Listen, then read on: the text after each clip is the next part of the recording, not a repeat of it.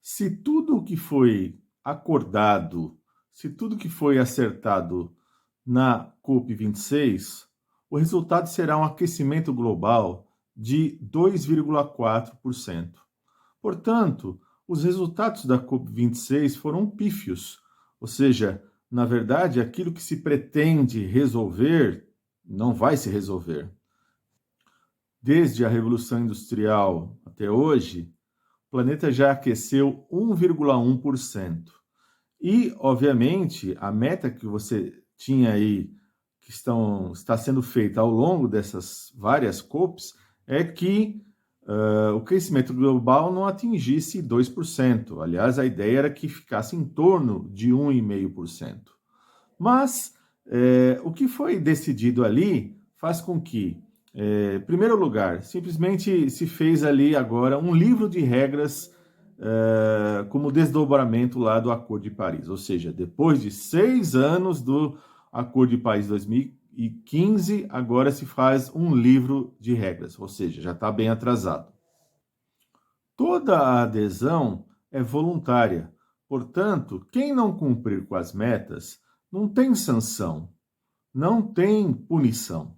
E assim, obviamente, vamos aqui observar o que foi decidido. Em primeiro lugar, vamos falar aqui dos maiores poluidores do mundo.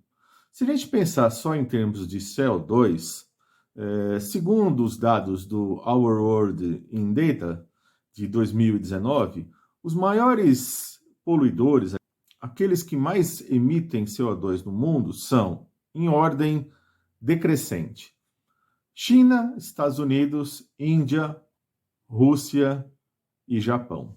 Nesse ranking de 2019, o Brasil ficava em 13º lugar, uma vez que ali não se contava os desmatamentos.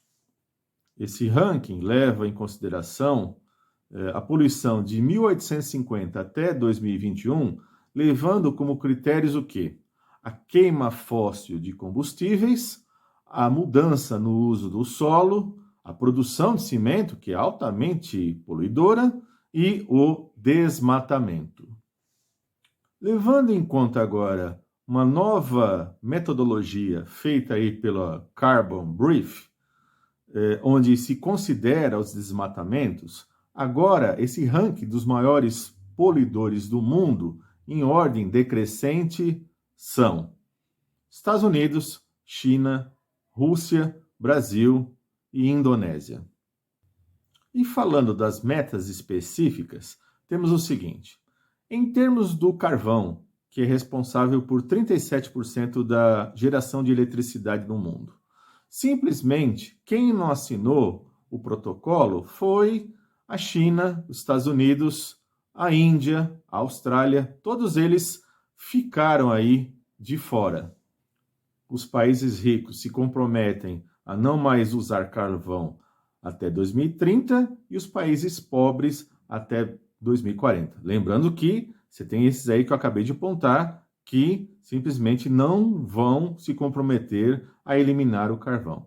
E além disso, aquela promessa de 100 bilhões de dólares para os países pobres em 2020 continua sendo promessa. Lembre-se que as nações centrais, os grandes grupos empresariais, têm aí subsídios no mundo que correspondem mais ou menos 500 bilhões de dólares. E, portanto, 100 bilhões para os pobres não vai ser dado. Bom, quem entende da lógica do capital sabe que isso faz parte da própria lógica do capital de deixar para trás os países que não são os países centrais do capitalismo. Em termos de gás metano, que corresponde aí a 17% das emissões poluentes mundiais, quem não assinou o acordo foi a Índia, a China e a Rússia. O Brasil assinou acordo por pressões dos Estados Unidos. Portanto, o Brasil se compromete a cortar até 30% do gás metano até 2030. Mas a gente sabe como funciona isso. Quando chega lá em 2030, fala, olha, não deu. E vai ter alguma punição? Vai ter alguma sanção? Não, porque assim, no capitalismo, esses acordos, portanto, climáticos, não têm sanções contra aqueles poluidores, nem aos países, bem como não há sanções às grandes corporações. No que tange ao desmatamento ilegal, as metas são até 2030. E o Brasil se comprometeu a não ter mais desmatamento ilegal até 2028. Isso quer dizer que, até lá, vejam vocês, vai ter muito desmatamento ilegal, sobretudo se o Bolsonaro conseguir se reeleger. E mais, vale lembrar também que você tem aí, tramitando pela Câmara dos Deputados, projetos os quais você transforma, você regulariza aqueles desmatamentos irregulares. Lembre-se aí o avanço que você tem sobre as terras indígenas. Vejam aí o impasse ainda do marco temporal, que não terminou de ser votado até o momento que foi feito esse vídeo aqui em novembro de 2021. Além disso, a desastrosa fala do ministro Joaquim Leite, do Meio Ambiente, que só apareceu na COP26 na segunda semana e fez uma fala onde culpa os pobres em função da pobreza. É típico do bolsonarismo, ou seja, ele disse lá que onde tem floresta tem pobreza, demonstrando claramente que ele não entende nada do que vem a ser a pobreza e nem do que vem a ser a importância da floresta. Sem contar que, quando o Bolsonaro dizia, né, que a floresta amazônica não pega fogo, é uma floresta úmida, que tem 90% ainda da floresta existente lá na região amazônica, sendo que, na verdade, 17% dela já foi devastada, segundo os estudos, e se chegar ali a entre 20% e 25%, você pode ter um processo de savanização. Isso são os estudos que estão sendo realizados, né? E, nesse sentido, isso poderia se tornar irreversível. Lembre-se que, em outubro de 2021, a Amazônia foi devastada em 877 quilômetros quadrados, um recorde do mês desde 2016.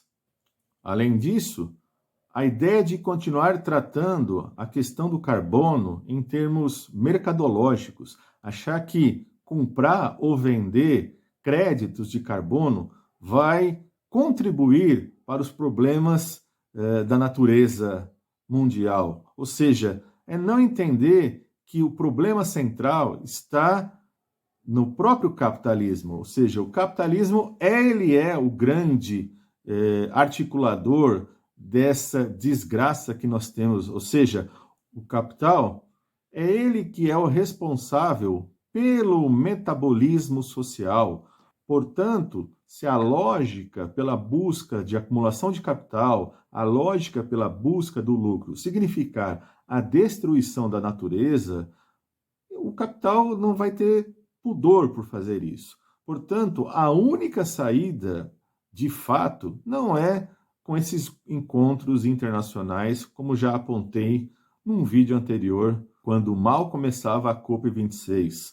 Mais uma vez, friso que a esquerda não deve ter ilusões com esses tipos de encontros internacionais promovidos pelas instituições do capital. O que é necessário de fato para resolver a situação é o controle social, ou seja, aquilo que o Mesaros apontava desde a década de 70. Mas essas discussões de Mesaros, a gente trata num outro vídeo com mais calma. Então, peço a vocês aqui que deem o joia, coloquem aqui abaixo seu comentário e repasse aí no seu WhatsApp esse vídeo para os seus demais colegas. Um abraço e até o próximo vídeo.